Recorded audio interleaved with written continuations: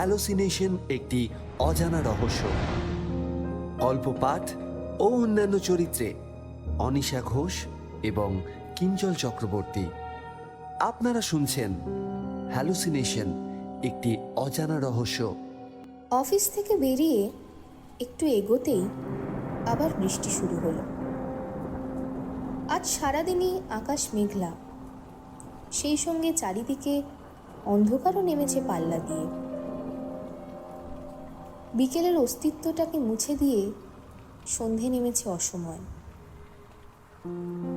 Bus stop অবধিও পৌঁছতে পারল না সুমনা। একটা দোকানের শেডের তলায় দাঁড়িয়ে ব্যাগের মধ্যে রাখা ছাতাটা খুঁজতে লাগলো। না, পেল না। অগত্যা ট্যাক্সির জন্য অপেক্ষা করা ছাড়া আর কোনো উপায় নেই। লোডশেডিং। শহুরে এলাকায় লোডশেডিং আজকাল প্রায় হয় না বললেই চলে, কিন্তু আজ গোটা পাড়াটা যেন অন্ধকারে ডুবে আছে। তার মধ্যে বৃষ্টি হয়েছে আজ সারাদিন। বেশ ঠান্ডা আর গা ছমছমে ভাব যেন গোটা এলাকার স্বাভাবিক ছন্দটাকেই ঢেকে ফেলেছে। অন্ধকার পাড়াটা যেন ফাঁদ পেতে রেখেছে সুমনারই অপেক্ষায়। আর একটু এগোলেই ওকে গিলে নেবে শিকারীর মতো। মোবাইলে টর্চের আলোয় সুমনা বাড়ির সামনে এসে পড়ল। আজকাল মোবাইলে একই সঙ্গে অনেক সুবিধা থাকায় আলাদা করে টর্চ বা ঘড়ি দরকার পড়ে না। বাড়ি বলতে অবশ্য ভাড়ার বাড়ি। মফস্বলের মেয়ে সুমনা নতুন চাকরিতে জয়েন করে শহরে ভাড়া বাড়িতে উঠে এসেছে। বাড়ি অফিস, অফিস বাড়ি, রোজকারের ডেলি প্যাসেঞ্জারি করা আর সম্ভব হয়ে উঠছিল না, তাই ভাড়া বাড়িতে উঠে আসা। তাও প্রায় 1 মাস হয়ে গেল। মা বাবা প্রথম কয়েকটা দিন এসেছিলেন, সব গুছিয়ে দিয়ে আবার ফিরে গেছেন। ঘরে ঢুকেই একরাশ কালো অন্ধকার ভেদ করে সুমনার মোবাইলের আলো অন্ধকারকে আরো রহস্যময় করে তুলল। সারাদিন অফিসের ধকল আর এখন এইরকম অন্ধকার। বাড়ি ফিরে চা খেতে খেতে টিভি দেখাটা ওর অভ্যেস হয়ে গেছে, কিন্তু আজ আর হবে না। একরাশ বিরক্তি নিয়ে ব্যাগটা বিছানায় ফেলে বাথরুমে ঢুকল। ব্যাগে রাখা জিনিসগুলো বের করতে করতে হঠাৎ হাতে কিছু একটা ঠেকল। ছাতাটা ব্যাগে, কিন্তু সেটা কিভাবে সম্ভব? তখনও তো ব্যাগে ছাতাটা খুঁজে পায়নি ও। খুব অবাক হয়ে যায় সুমনা। বেশ কিছুদিন যাবৎ এমন অনেক ঘটনাই ঘটে চলেছে তার সাথে, যার কোনো সুস্থ স্বাভাবিক ব্যাখ্যা সে করতে পারছে না। অথচ ঘটনাগুলো এতই সামান্য যে কাউকে বলতেও পারছে না। এই ছোট্ট ঘটনা নিয়ে বেশি মাথা ঘামানো ঠিক হবে না। এমনিতেও বৃষ্টিতে ভিজে মাথাটা যন্ত্রণা করছে ভীষণ। হয়তো এই বাড়িটাতে একেবারে একা থাকার জন্যই নিজের মনের ভুলে এরকম ঘটনা ঘটেই চলেছে ওর সাথে। আসলে মানুষ কখনোই একা থাকতে চায় না, তাই একা থাকার সময়গুলোতেও নিজেই নিজেকে সঙ্গ দিতে থাকে। মাথাটা ভীষণ ধরেছে, এবার একটু চা করে খেতেই হবে। ঠিক এই সময়গুলোতে মাকে খুব মনে পড়ে সুমনার। স্কুল বা কলেজ থেকে ফিরলেই মা মা করে চিৎকার করে বাড়ি মাথায় তুলত। সে যেমন মাকে ছেড়ে থাকতে পারে না, তেমনি এমন একটা দিনও কাটেনি যেদিন মায়ের সাথে ঝগড়া না করে কেটেছে তার। সারা বাড়ি গম গম করতো মা মেয়ের আলতো মিষ্টি ঝগড়া খুনসুটিতে। এই বাড়িতে আসার পর সবই কেমন হঠাৎ করে পাল্টে গেছে তার জীবনে। সকালবেলায় নিজেই নিজের জন্য খাবার বানিয়ে নেয়, কখনো পাউরুটি আর চা, কখনো মুড়ি, আবার খুব দেরি হয়ে গেলে না খেয়েই বেরিয়ে পড়ে। আর সন্ধেবেলা ফেরার পরে রাত্রে রান্না করার ঝামেলা করে না। বাড়ির উল্টো দিকেই একটা খাবারের দোকান থেকে রুটি আর তরকারি কিনে নিয়ে আসে। বাড়ি ফিরেও কথা বলার কোনো মানুষ নেই। রোজই চাবি খুলে ঘরে ঢুকলে সবার প্রথমে একরাশ অন্ধকার, আর তারপরে এক পৃথিবী একাকিত্ব যেন গ্রাস করে তাকে। অথচ এই সুমনাই বাড়িতে থাকাকালীন খাবার নিয়ে কতই অশান্তি করেছে মায়ের সাথে। এত বড় হয়ে যাওয়ার পরেও তার উপরে তার মায়ের সারাক্ষণের এই নজরদারি করার জন্য মায়ের সাথে অশান্তিও করেছে সে। এখন সেই সব কথাগুলো প্রবলভাবে মনে আসে সুমনার। হয়তো মায়ের থেকে দূরে থাকলেই মায়ের কাছে থাকার গুরুত্বটা টের পাওয়া যায়। চায়ের জল বসিয়ে মাকে ফোন করলো সুমনা। বাড়ির জন্য খুব মন কেমন করছে মা, এটা সেটা বলতে বলতে হঠাৎ চোখে জল চলে আসে সুমনার। এই কয়েকটা দিনেই সে বড্ড একা হয়ে পড়েছে। বিশেষ করে যে ঘটনাগুলো ক্রমান্বয়ে তার সাথে হয়ে চলেছে, কথা বলতে বলতে হঠাৎ কেমন অস্বস্তি শুরু হলো, যেন কারোর থাকার অনুভূতি, যার থাকাটা অবাঞ্ছনীয়, কিন্তু পিছনে ফিরে তাকানোর সাহসটুকুও নেই। যদি এমন কিছু চোখে পড়ে যার উত্তর জানা নেই, হয়তো সেই উত্তর পাওয়া সম্ভবও নয়। সুমনার মা কিছু একটা আন্দাজ করে বারবার মেয়েকে কি হয়েছে জিজ্ঞেস করতে থাকেন, কিন্তু মা সন্দেহ করছে বুঝতে পেরে সুমনা তাড়াতাড়ি কথা সেরে ফোন রেখে দেয়। বাড়ি থেকে এত দূরে একা একা আছে বলে তার মায়ের এমনিও চিন্তার শেষ নেই। তার উপরে এইসব কথা জানালে তিনি অযথা আরো দুশ্চিন্তা করবেন। এইসব ভেবে সুমনা মাকে আর কিছু জানায় না। এই বাড়িটার সম্বন্ধে আজই একটা নতুন তথ্য জানতে পারল সুমনা। অফিস ফিরতি নিয়ম মাফিক আজও সে খাবারের দোকানে ঢুকেছিল রুটি কিনতে। দোকানদার ছেলেটির বয়স তার মতোই হবে বা তার থেকে বছর দু এক কম, ভারী মিষ্টি ব্যবহার আর চোখ দুটো যেন মায়ায় জড়ানো। সুমনাকে দিদি বলেই সম্বোধন করে। আজ হঠাৎই দু একটা কথা বলার পরে ছেলেটি সুমনাকে জিজ্ঞেস করে, আচ্ছা দিদি, তুমি যে ও বাড়িতে থাকো, তোমার অসুবিধে হয় না? এমন আচমকা প্রশ্নে অবাক হয়ে সুমনা তার এই অদ্ভুত কথার কারণ জানতে চাইলে ছেলেটি বলে, তুমি জানতে না দিদি, ও বাড়ির মালিকের কথা তো এ পাড়ায় সবাই জানে। এবার কেমন যেন অজানা আশঙ্কা হয় সুমনার। সে জিজ্ঞেস করে, বাড়ির মালিক কিছু জানায়নি আমাকে। আসলে অফিস থেকে এই বাড়িটা কাছাকাছি অনেক কম ভাড়ায় পেয়েছিলাম, তাই। কি ব্যাপার বলতো, কি হয়েছিল এই বাড়িতে? যা জানিস সব বল। ছেলেটি বলতে শুরু করে, ও বাড়ির মালিকের ছোট ছেলেটার মাথায় কি সব ব্যামো ছিল গো দিদি? দাঁড়া দাঁড়া, শুরু থেকে পুরোটা বল। ছেলেটিকে থামিয়ে সুমনা বলে ওঠে। ছেলেটি আবার বলতে শুরু করে, এ বাড়ির মালিকের দুই ছেলে, এক মেয়ে আর ওনার স্ত্রীকে নিয়ে ছোট সংসার ছিল। তখন তো ওনারা সবাই মিলে এই বাড়িতেই থাকতেন গো দিদি। আহা, বাচ্চা মেয়েটা কি মিষ্টি যে দেখতে ছিল, তুমি যদি একটিবার দেখতে। আমার দোকানেও আসতো স্কুল থেকে ফেরার পথে, বলতো কাকু এই লজেন্সটা দাও, ওই লজেন্সটা দাও। আমিও বড্ড মায়ায় পড়ে গেছিলুম। আর ছেলে দুটিকেও যেন দেবদূতের মতো দেখতে ছিল, কিন্তু তারপর যে কি হয়ে গেল সবই অদৃষ্ট। বলেই খানিকটা চুপ করে যায় ছেলেটি।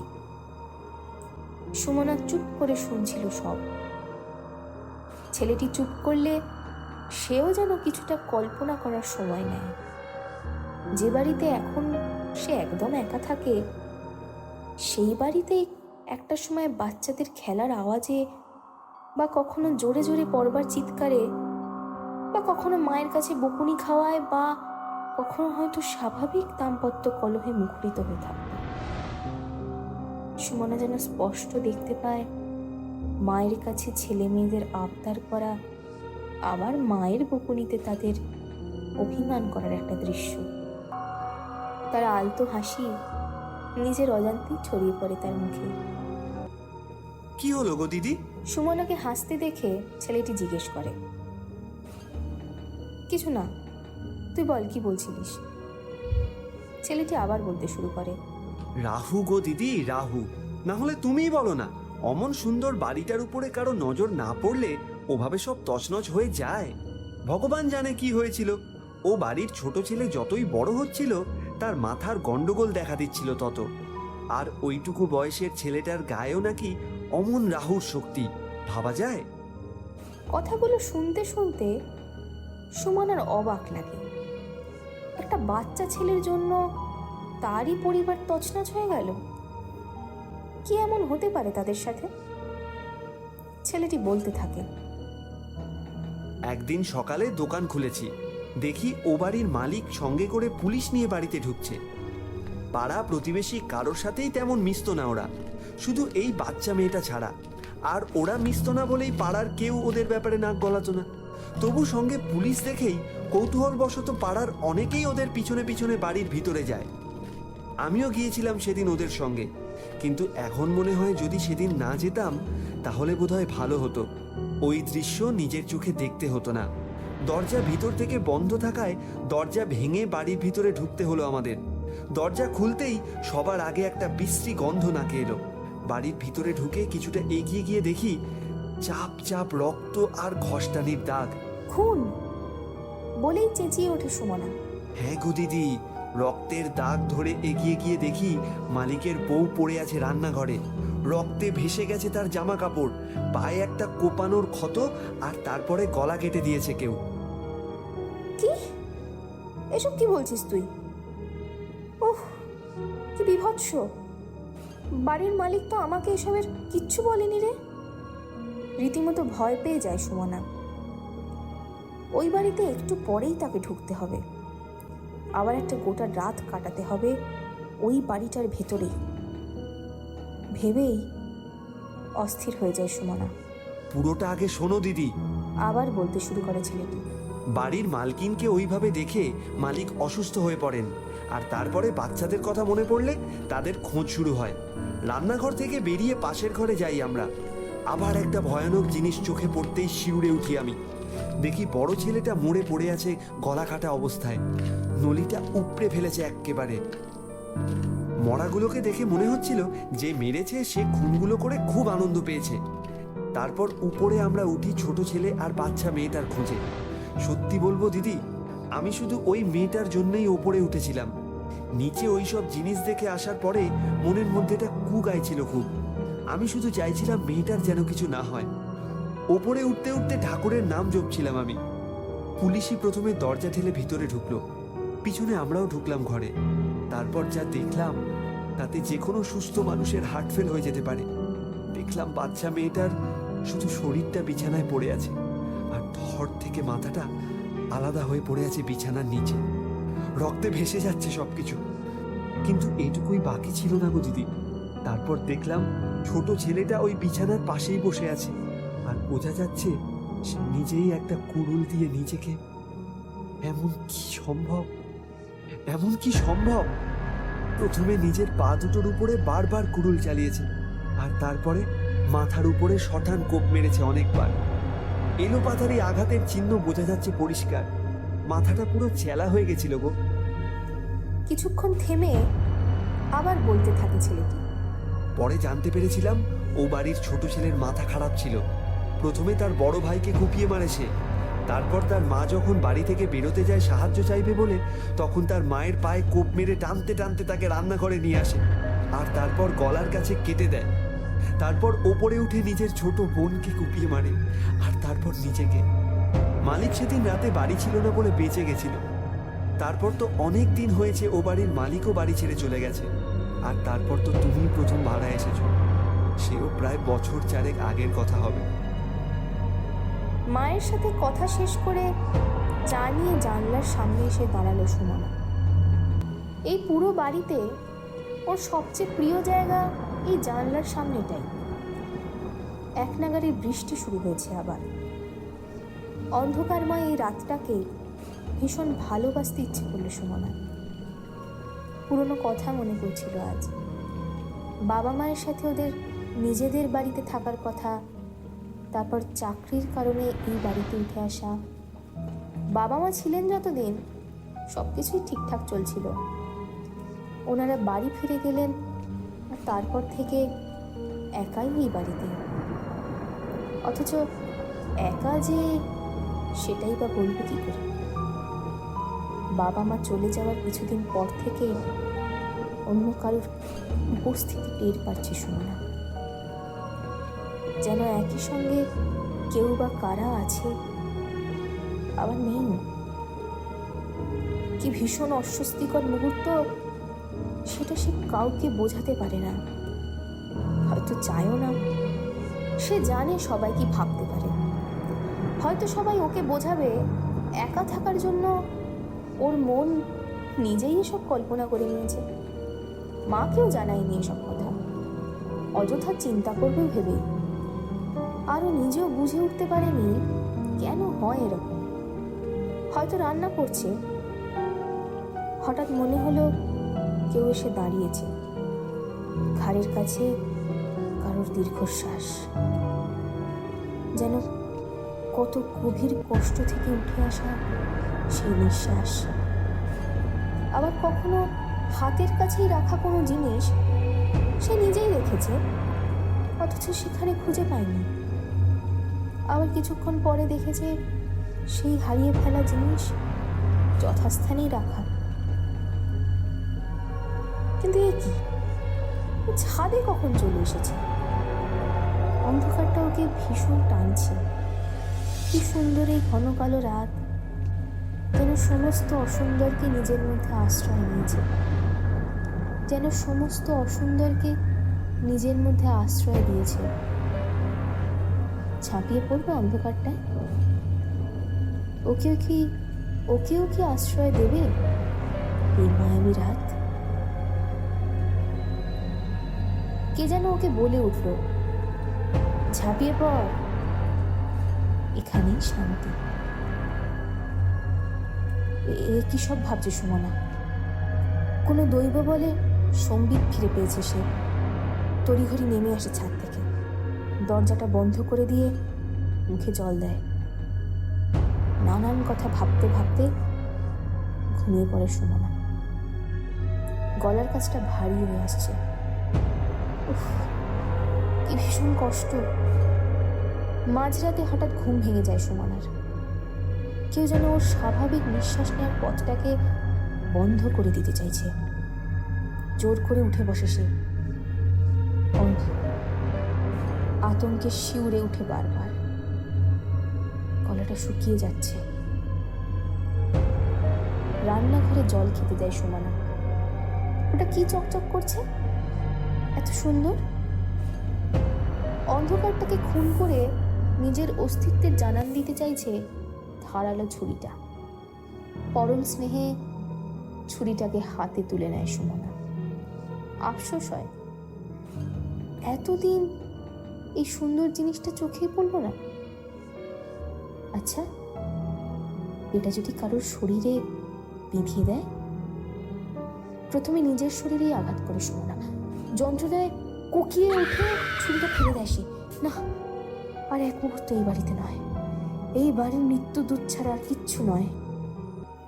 বাড়ি থেকে বেরোতে চায় সুমনা, কিন্তু দরজার কাছে আসতেই মনে হয় কে যেন ওর পায়ের ওপর খুব জোরে আঘাত করলো।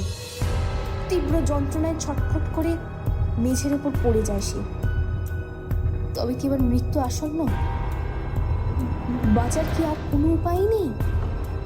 এবারের ছোট ছেলে ঠিক যেভাবে তার মাকে খুন করেছিল সেইভাবেই কি সুমনাকেও মেরে ফেলবে? সুমনা দেখতে পেল একটা কালো ছায়া তার শরীরের ওপর ঝুঁকে পড়ে যেন দেখছে। তার হাতে উদ্যত কুড়ুল। এই কুড়ুল দিয়ে সে কুপিয়ে খুন করেছিল তার নিজের মা, দাদা, বোনকে। এই অভিশপ্ত কুড়ুলের আঘাতেই একটা সাদা মাটা পরিবার এক লহমায় নিশ্চিহ্ন হয়ে গিয়েছিল। তবে কি এর আঘাতে সুমনারও মৃত্যু হবে? সুমনা চোখ বন্ধ করে নিল। ভয় কুঁকড়ে গেছে সে। শুধু মায়ের কথা মনে পড়ল তার। সত্যি কি আর কোনোদিন সে তার মা বাবাকে দেখতে পারবে না? বাড়ি ছেড়ে এত দূরে এসে এমন বিপদের মুখে পড়ে আর কোনোদিন মায়ের কাছে ফিরতে পারবে না? কিন্তু ও কি? কারা ওরা? চোখ খুলে তাকাতে সুমনা দেখলো একটা বাচ্চা মেয়ে, তার মা আর একটা ছেলে দরজার ঠিক সামনে দাঁড়িয়ে আছে। তবে কি এরাই তারা? এই সেই মা যে নিজের সন্তানের হাতে খুন হয়েছিল ভাগ্যদোষে এই বাড়ির মালকিন।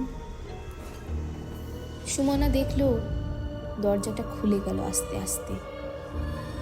বাচ্চা মেয়েটা সুমনাকে বলল, পালাও পালাও এখান থেকে, না হলে ও তোমাকেও মেরে ফেলবে।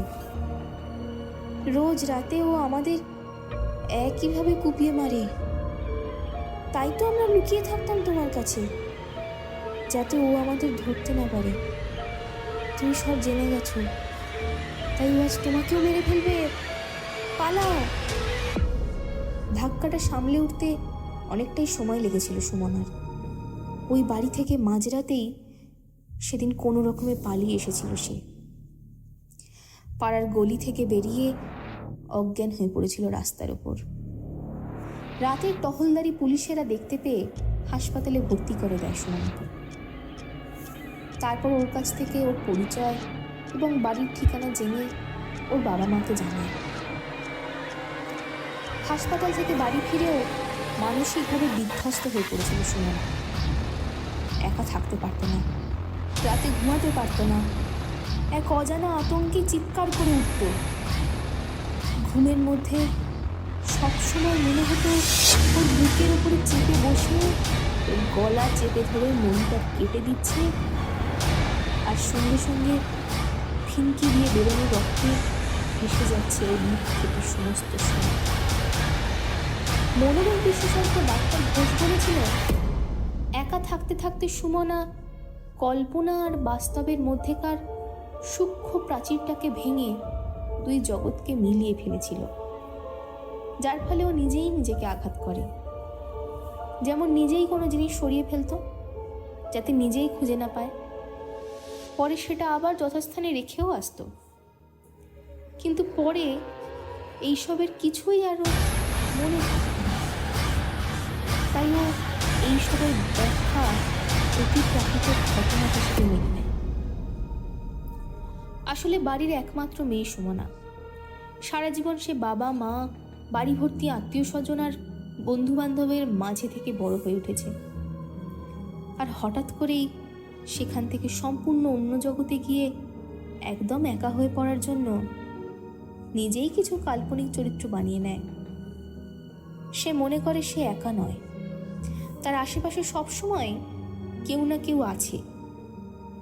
তাই জন্য এই গল্পটা ও শুধু বাড়ি ফিরলেই বানাতো। অফিসে গিয়ে এ ধরনের কোনো সমস্যায় ও কখনো পড়েনি, কারণ অফিসে এমনিতেও ওকে অনেকের সাথেই কাজ করতে হতো। চিকিৎসা শাস্ত্রে একে হ্যালুসিনেশন বলে। ওর ক্ষেত্রে এই ব্যাপারটা আরো মারাত্মক আকার নেয়। আস্তে আস্তে সুস্থ হয়ে উঠছে সুমনা। ডাক্তার ঘোষের ব্যাখ্যা সবাই মেনে নিয়েছে, আর সুমনাও আজকাল বাড়ি থেকেই অফিসে যাতায়াত শুরু করেছে নিয়ম মতো। আজ অফিস থেকে বেরোতে অনেকটাই দেরি হয়ে গিয়েছে। ফেরার পথে কেমন যেন হঠাৎ ওই বাড়িটার কথা মনে পড়ে গেল সুমনার। মনে মনে ভাবলো, একবার ঘুরে আসবে বাড়িটার সামনে থেকে, দেখেই চলে আসবে। আর খুব একটা দূরে তো নয় অফিস থেকে। ট্যাক্সি ওকে নিয়ে সোজা ওই বাড়িটার সামনে এসে দাঁড়ালো। দোতলা বাড়িটাতে এখনো নতুন কোনো ভাড়াটে আসেনি। শূন্য বাড়িটা খাঁ খাঁ করছে। সুমনা তার সেই প্রিয় জানালাটার দিকে তাকিয়ে আছে এক দৃষ্টে। বড্ড মায়ায় জড়ানো এই বাড়িটা। হঠাৎ মনে হলো ও একাই তাকিয়ে নেই বাড়িটার দিকে। জানলার আড়াল থেকে কেউ কি দেখছে ওকে? চোখাচোখি হতেই সরে গেল সে। কিন্তু কে? কেউ? প্রশ্নগুলো মনের মধ্যে জট পাকিয়েছে। বাড়িটা যেন ওকে হাতছানি দিয়ে ডাকছে নিজের দিকে। সুমনা এগিয়ে যায় বাড়িটার দিকে। হঠাৎ কি মনে হতে থমকে দাঁড়ালো সুমনা। ভাবলো একবার সেই দোকানদার ছেলেটির সাথে দেখা করে আসলে কেমন হয়। এখানে আসার পর থেকেই খুব কম সংখ্যক লোকের সঙ্গেই কথা হয়েছে সুমনার, আর ওই ছেলেটির সাথে তো রীতিমতো ভালো আলাপ ছিল তার। সুমনা দেখলো এক বয়স্ক ভদ্রমহিলা আজ দোকানে বসে আছেন। ভদ্রমহিলার মাথায় কাঁচা পাকা চুল, পরনে আটপৌড়ে করে জড়ানো একটা সাদা ময়লা শাড়ি। দ্রুত হাতে রুটি বেলে রাখছেন থালা। এনাকে আগে কখনো দোকানে বসতে দেখেনি সে। হয়তো ছেলেটির মা, মুখের আদলে বেশ মিল পাওয়া যায়। আজ হয়তো কোনো কারণে ছেলেটি দোকানে বসেনি, হয়তো বাইরে কোথাও গেছে। কি ব্যাপার মাসি, আজ তুমি দোকানে বসেছো যে? দোকানের কাছে এগিয়ে গিয়ে ভদ্রমহিলাকে জিজ্ঞেস করে সে। ভদ্রমহিলা যেন আকাশ থেকে পড়ে। আমি বসি মানে? কি বলছো মা? এ তো আমারই দোকান। আমি তো রোজই এই দোকানেই বসি, আর অন্য কে বসবে বলো তো? তুমি বসো মানে? এই দোকানে একটি ছেলে বসে না? খুব মিষ্টি মুখ, আর মুখে সারাক্ষণ যেন হাসি লেগেই রয়েছে। গালে একটা খয়েরি রঙের তিল আছে। এই তো খানিক তোমার মতোই মুখের আদল। আমি তো ভাবলাম তোমারই ছেলে। অবাক হয়ে সুমনা মাসির মুখের দিকে তাকিয়ে থাকে। কি বলছো মা? আমাকে চিনতে পারছো না? রোজ তো তুমি আমার থেকেই খাবার কিনে নিয়ে যেতে। যার কথা বলছো তুমি ভেবে বলছো মা? কি কি সব বলছো তুমি মাসি? আমি তোমাকে আজই প্রথম দেখলাম, আর তুমি বলছো আমি রোজ তোমার থেকে খাবার কিনতাম। আমি ওই ছেলেটির থেকে খাবার নিতাম, কত কথা বলতাম ওর সাথে, রোজ। ওই তোমাকে তো একদিনও দেখিনি আমি। সুমনা হতভম্ব হয়ে যায় মাসির কথা শুনে। এর মধ্যে মাসি উঠে দাঁড়ায়, বলে, দাঁড়াও মা, 1 মিনিট। এই বলে দোকানের ভেতরে চলে যায়। দোকান লাগোয়া ঘর, মানে রাস্তার সামনের দিকটাতে দোকান করেছে, আর ভেতরে থাকার ঘর। মাসি বেরিয়ে আসে ঘর থেকে, হাতে একটা ছবি। দেখো তো মা, তুমি এর কথাই বলছিলে কি আমায়? মাসির চোখে তখন জল স্পষ্টভাবে লক্ষ্য করে সুমনা। সে তড়িঘড়ি ছবিটা নিয়ে দেখে। হ্যাঁ, এই তো সেই ছেলেটি। নামটা জিজ্ঞেস করা হয়নি কখনো, কিন্তু এর সাথেই আমার কথা হতো রোজ। কিন্তু কোথায় ও কি দোকানে আর বসে না? তবে যে তুমি বললে তোমার দোকানে তুমি ছাড়া আর কে বসবে, তবে এর ছবি কি করছে তোমার কাছে? সুমনার কথা শেষ হতে না হতেই ডুকরে কেঁদে ওঠে ভদ্রমহিলা। ও আমার ছেলে গো মেয়ে, ওর নাম পলাশ। 2 বছর হয়ে গেল আমায় ছেড়ে গেছে। ট্রেনে কাটা পড়েছিল, কান দিয়ে সব রক্ত বেরিয়ে গেছিল, একেবারে সব শেষ। চিকিৎসাটুকু অবধি করার সময় দিল না। তুমি আমার মরা ছেলেকে নিয়ে এমন রসিকতা করলে আজ? তোমাকে এতদিন ধরে চিনি, এতদিন ধরে তোমার সাথে এত কথা হয়েছে, আর তুমি বললে আমায় তুমি চেনোই না। তার উপরে ছেলেটাকে নিয়েও। সুমনা আর কোনো কথা বলতে পারে না ভদ্রমহিলাকে। এক মায়ের আর্তনাদকে পিছনে ফেলে দ্রুত পা চালায় সে। কোনো রকমে এই জায়গা ছেড়ে পালাতে পারলে যেন বেঁচে যায় সে। পৃথিবীর যত অতিপ্রাকৃত ঘটনা কি শুধু তার সাথেই ঘটছে? না হলে যে ছেলেটার সাথে রোজ রাতে তার এত কথা হতো, সেই ছেলেটা বহুকাল আগেই নাকি নেই হয়ে গেছে। সে তো ছেলেটাকে আগে চিনত না, তবে কিভাবে নির্ভুল ব্যাখ্যা দিল সে ছেলেটার? এই কোন অজানা রহস্যের সম্মুখীন হলো সুমনা? থাক, কিছু রহস্য গোপনে থাকাই শ্রেয়। পৃথিবীর সমস্ত রহস্যকে এত সহজে জেনে ফেলবো এমন সাধ্য বোধ হয় এই নগণ্য মনুষ্য জাতির নেই। তবু এ ব্যাপারে কি ব্যাখ্যা দেবেন ডক্টর ঘোষ, কিংবা তার চিকিৎসা শাস্ত্র?